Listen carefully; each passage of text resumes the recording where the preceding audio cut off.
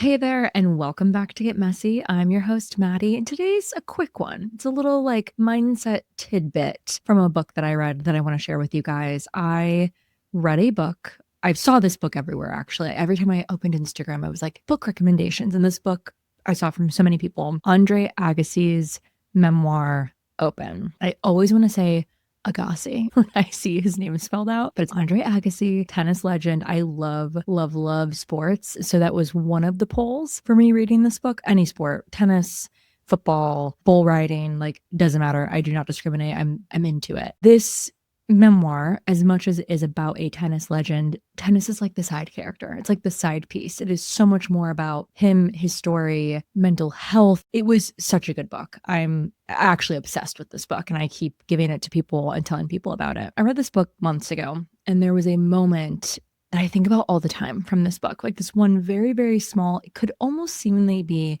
an insignificant part of the book, but it has stuck with me. So there was one match that Andre Agassi had, and during the match, he was not doing well, and he went and he sat down on the bench, and this realization came over him, and he was like, I'm right now in this match playing to try to not lose the match. I am not playing to try to win the match. And in that moment, he was able to ask himself, how would I be playing differently if I was playing to win rather than playing trying not to lose? And this unlocked a completely new mindset within himself. He was taking way more risks. He was starting to see his opponent's weaknesses versus trying to hide his weaknesses from his opponents. He played with more courage. He was bolder. He had way more panache, so to speak, on the court. And yes, losing would suck, but winning would be epic. And he had just as much of a chance to win as he had of losing. I instantly thought about the things that I'm pursuing in my life and the different arenas that I'm playing in, so to speak. And I had to ask myself, in these different arenas that I'm playing in, am I playing to win, or am I playing to try to not lose? And specifically, I'll use the example of voiceover. I had just stopped working with a client that I had for 2.5 years, which is a very, very long working relationship in the voiceover world. Sometimes you're on for one radio spot or one national television spot or, one small campaign. Sometimes you're lucky if, I do a lot of tags for companies. So that could be, okay, you're going to do 4 different spots and then all these different tags so you can have more established working relationship. This one company in particular, this was the longest consistently that I've ever worked with a client. And when the contract ended, I was obviously, going through my feels. I was sad not only to obviously lose the work and the paycheck, but you get really close to people when you've worked with them for 2.5 years. So just the thought of being like, wow, at least for the time being, I'm not going to be consistently going in with that booth director and that engineer or talking to that producer that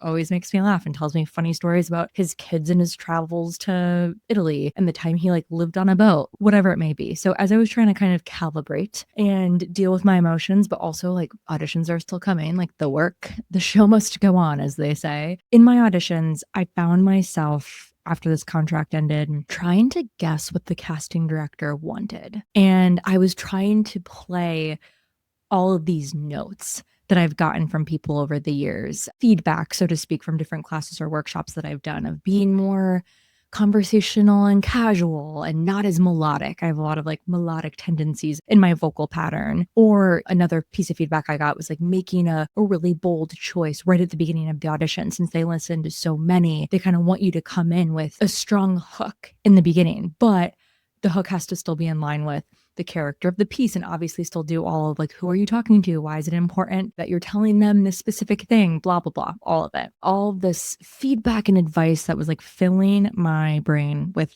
bullshit that was not helpful and not necessary. It was making my performances stale and boring. And even though I was doing all of my story techniques to try to ground my performance of who am I talking to? Why am I telling them this specific thing? Having a good moment before so you can enter into the script with it sounding natural and authentic, like you're talking to someone. Even though I was doing all the things that I know how to do very, very well, I didn't believe myself. I was bored. I would listen back through my takes and I was like, Don't believe myself. Don't believe that take. Don't believe that take either. I was trying to be a professional. I was trying to like do all the right things and take all the feedback and use all the tools in my toolbox, and it wasn't working. And what I needed to do was I needed to get messy again. I needed to take risks. I needed to turn in some takes that make me laugh or feel a little bit uncomfortable, or takes that feel really grounded in story, but I could tell like my vocal fry is coming out, or I'm very melodic, or things tonally that I'm like, oh, I don't know if that like sounds good, but